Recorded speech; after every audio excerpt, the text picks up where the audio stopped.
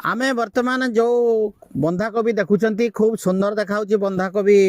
फिल्डटा एवं एथिरे देखंतु ये बंधाकोबी रंगटा टे बैगणी रंग अच्छी साधारणतः सबुज रंग थाए किंतु ये बंधाकोबी जो किसम अच्छी बैगणी रंग किंतु ये खूब सुंदर देखा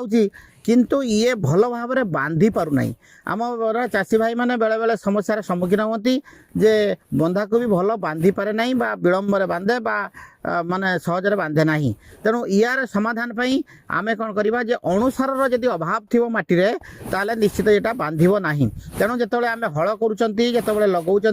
से एकर पिछा जदि 4 केजी आम बोरन बा बोराक्स आम एप्लाय करवा प्रयोग करवा ताले ये अणुसार अभाव दूर कर